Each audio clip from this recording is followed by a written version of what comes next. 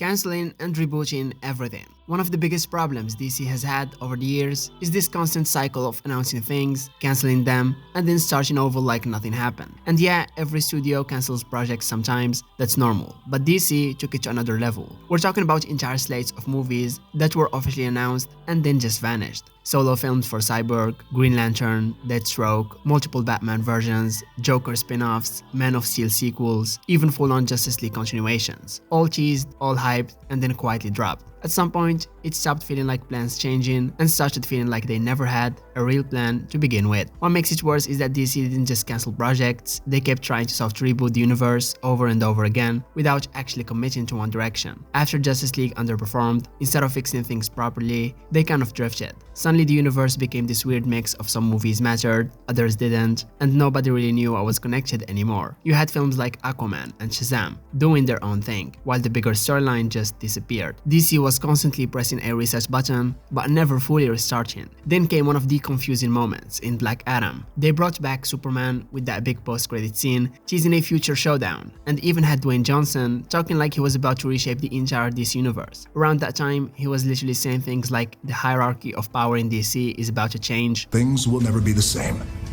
because the hierarchy of power in the DC universe is about to change.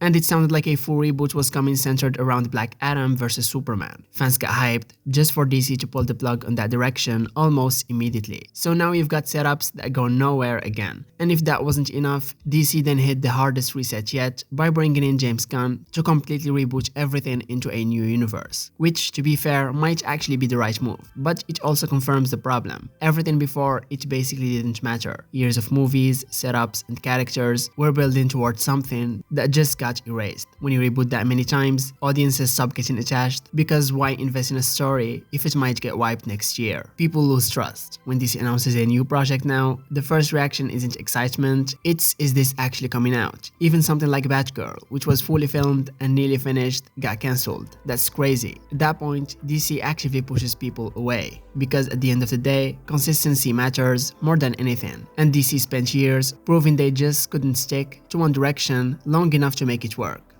Rushing the DCEU. This is probably the biggest mistake DC ever made. They tried to build a cinematic universe way too fast and without a real plan behind it. And yeah, it's obvious why. Marvel Studios was dominating everything, making billions and proving that shared universes could work. So DC looked at that and said, we need that too, and we need it now. The problem is, Marvel took years to carefully build up the Avengers. DC tried to skip all of that and jump straight to the payoff. You can see it immediately with Man of Steel going straight into Batman v Superman. Instead of giving us proper solo movies for each hero, they rushed into a crossover. And that movie didn't just introduce Batman, it also brought in Wonder Woman and teased the entire Justice League, all shoved into quick scenes like checkboxes. It didn't feel like a natural build-up. It felt like DC was trying to catch up in one movie, which Marvel built over 5. And because of that, when Justice League finally came out, it didn't hit the way it should have. This was supposed to be DC's Avengers moment, but the audience barely knew or cared about half the team yet. There was no strong emotional connection, no long journey leading up to it, just a rushed assembly. And when that foundation is weak, everything built on top of it starts to collapse. On top of that, DC didn't even have a clear identity while doing all this. Every movie felt like it came from a different universe in terms of tone. Man of Steel was dark and grounded, Batman v Superman was even heavier, then Suicide Squad tried to be colorful and fun, then Wonder Woman felt more classic and heroic. Later you get Aquaman, Shazam, Birds of Prey, each one with a completely different vibe. There was no consistency, no clear direction, no this is what a DC movie feels like. And that's really the core issue. DC was chasing success instead of building it. Instead of taking their time and letting the universe grow naturally, they rushed toward a billion-dollar crossover without earning it. And when you combine that with no long-term plan and constantly shifting tones, the whole thing ends up feeling disconnected. Not like one big universe, but like a bunch of random movies trying to pretend they are connected. Having multiple timelines. Another huge mistake DC made is going all in on multiple timelines at the same time, especially in movies and shows. Now, in comics, that works. Fans are used to multiverses, alternate realities, and different versions of characters, but movies are different. Casual audiences don't want to do homework before watching a film, and DC made things way more complicated than they needed to be. Instead of one clear universe, they ended up with several versions of the same characters all existing at once, with no clear explanation of what connects to what. The best example of this chaos is Batman. At one point, we had Ben Affleck's Batman in the main universe. Then suddenly the Batman introduces a completely separate version played by Robert Pattinson. And then on top of that, The Flash brings back Michael Keaton's older Batman. So now you've got 3 Batman at the same time, in different timelines with different tones. For hardcore fans, that might be cool, but for the average viewer, it's just confusing. People start asking which one actually matters. And it's not just Batman. The same thing happened with Joker. You had Jared Leto's Joker in Suicide Squad, then a completely different version with Joaquin Phoenix in Joker, and both were active around the same time. Again, comic fans get it, but general audiences don't see multiverse, they see inconsistency. It feels like DC couldn't decide what version of the character they actually wanted to commit to. And this just in the movies. We're not even talking about the TV shows. And what makes this worse is that DC never clearly explained the rules of all these timelines. Marvel slowly introduced the multiverse after years of build-up, so when it happened, audiences were ready. DC just dropped multiple versions on people without structure. One movie is connected, the next one isn't, then another one kinda is, but also not really. It creates this weird situation where every project feels isolated instead of part of something bigger. And in the long run, this kills investment. When there are too many versions of the same character, none of them feel special anymore. Why get attached to one Batman or one Joker if another version is coming next year that might replace them?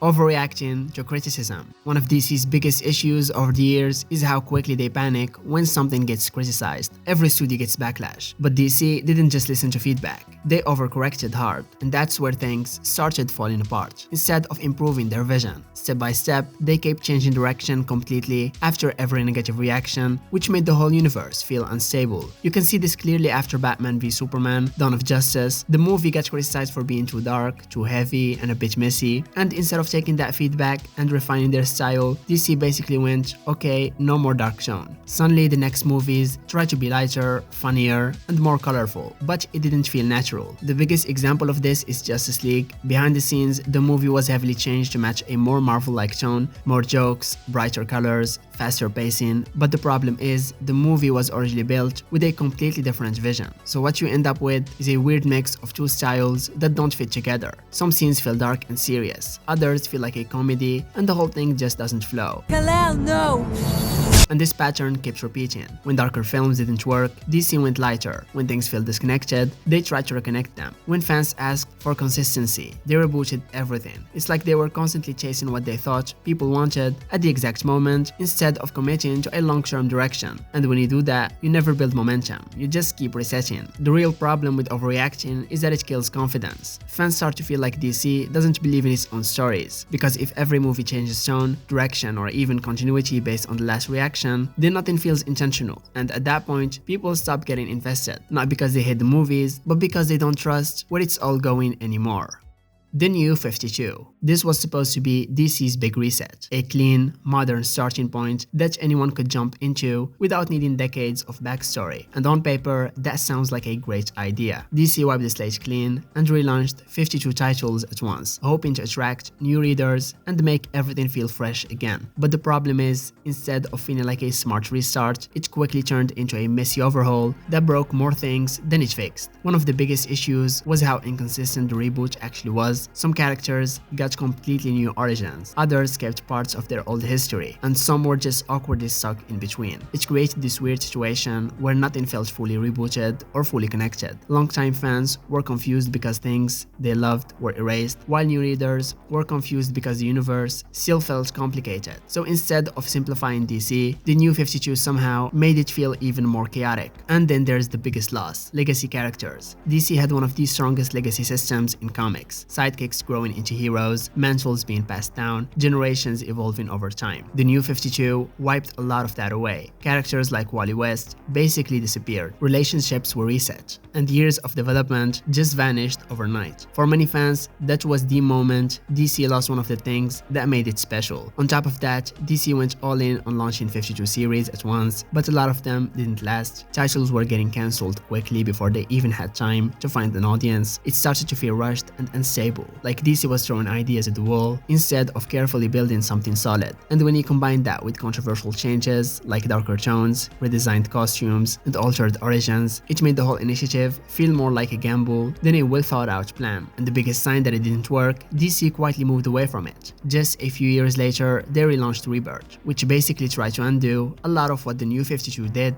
and bring back the older elements fans loved. That tells you everything. The New 52 wasn't just a bold experiment, it was something DC itself didn't fully stand by in the long run. Instead of being a fresh new beginning, it ended up being another reset in a long line of resets, adding to the exact problem it was supposed to fix: the Justice League adaptation and the Snyder Cut. The whole Justice League situation is probably the clearest example of everything going wrong at once for DC. Rushing, no plan, and constant interference all crashing together. This was supposed to be DC's biggest moment, their answer to the Avengers, and they tried to get there way too fast. They basically skipped the entire journey just to reach the destination. So when the team finally came together, it didn't feel earned but rushed, like DC was trying to catch up to Marvel instead of doing its own thing. But the biggest issue wasn't just the pacing, it was constant executive interference behind the scenes. Instead of trusting a clear vision, Warner Bros. Kept stepping in and changing things. Batman v Superman had a huge chunk of its story cut to make it shorter, which made the theatrical version feel confusing. Suicide Squad was basically taken away from its director and re-edited to match its trailer. Even Wonder Woman had to fight to keep some of its most important scenes. There was no stability, just executives reacting to fear and criticism, constantly adjusting things mid-process, and then everything really fell apart with Justice League itself. After the darker tone of previous films got criticized, the studio suddenly wanted something lighter and more fun, so they brought in Joss Whedon to rewrite and reshoot huge parts of the movie. On top of that, they forced a strict 2-hour runtime, which meant cutting out a lot of character development and story. The result, a movie that feels like two completely different visions stitched together. Some scenes are serious and mythic, others are awkwardly comedic, and none of it fully works. Then years later, we got Zack Snyder's Justice League, which showed what the movie could have been if it had been handled differently from the start. It had more depth, better character arcs, and a clearer direction. Suddenly characters like Cyborg actually mattered, the story had room to breathe, and the tone felt consistent. It wasn't perfect, but it proved one thing: there was a real vision there, and if DC had committed to it earlier instead of constantly interfering, things might have turned out very differently. But here's the frustrating part: just as that version showed potential for a bigger, more connected story, everything gets reset again with the new direction under James Gunn. So all those setups, all that build-up, all the possibilities teased in Snyder's version, just gone. And that's what makes this whole situation such a big mistake. It's not just that Justice League failed, it's that DC never gave it a fair chance to succeed in the first place. And when they finally showed what it could have been, they moved on anyway.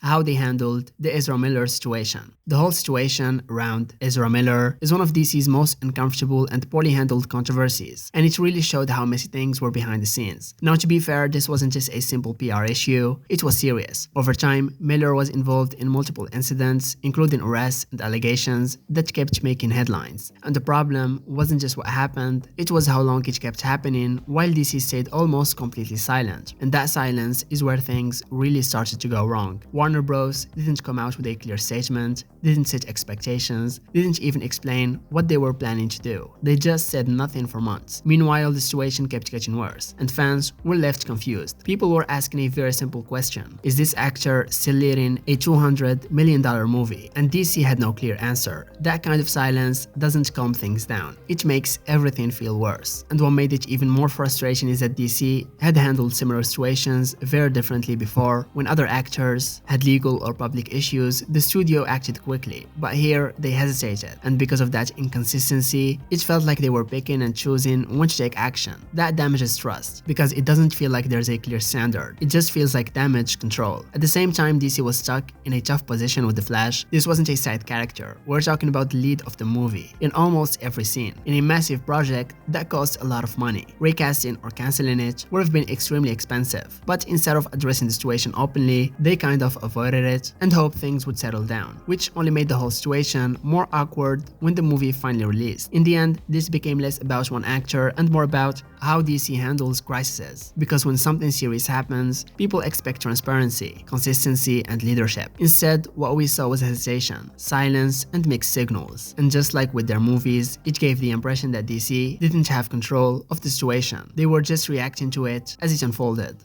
the Doomsday Clock misfire. This was supposed to be one of DC's biggest, smartest ideas, bringing the world of Watchmen into the main DC universe. That sounds insane in a good way. You've got characters like Dr. Manhattan, interaction with Superman, and the story promises to explain the whole timeline mess after the New 52. It had big stakes, and it felt like it could actually fix everything. But instead of delivering something groundbreaking, it ended up feeling like a missed opportunity that didn't live up to its own ambition. First off, it completely misunderstood what made Watchmen special in the first place. That story was never meant to be part of a larger superhero universe. It was a critique of it. So when DC tried to merge it into their main continuity, it felt forced. Characters like Dr. Manhattan stopped feeling like complex, philosophical figures and started feeling like plot devices used to explain continuity problems. Instead of adding depth, it kind of stripped away what made those characters unique. Another issue was how long and inconsistent the release schedule was. The delays between issues killed a lot of the momentum. What should have been this tight, impactful event stretched out over time, and people slowly lost interest. By the time it finished, the hype wasn't the same anymore, and for a story that was supposed to reshape the entire DC universe, that's a huge problem. You need people fully engaged from start to finish. Then there's the actual impact of the story, or lack of it. Doomsday Clock was marketed as something that would redefine DC continuity, explain the timeline, and set a clear direction moving forward. But when it ended, it didn't really stick. DC moved on to other initiatives, new events, and more timeline changes, making the whole thing feel less important in hindsight. It didn't become the foundation of a new era, it just became another chapter in DC's ongoing confusion, and that's why it's considered a misfire. Not because it was terrible, but because it should have been so much more. It had the concept, the characters, and the potential to fix real problems in DC, but instead it ended up feeling disconnected and unnecessary. In a universe already struggling with reboots and continuity issues, Doomsday Clock didn't solve anything. It just added another layer to the mess.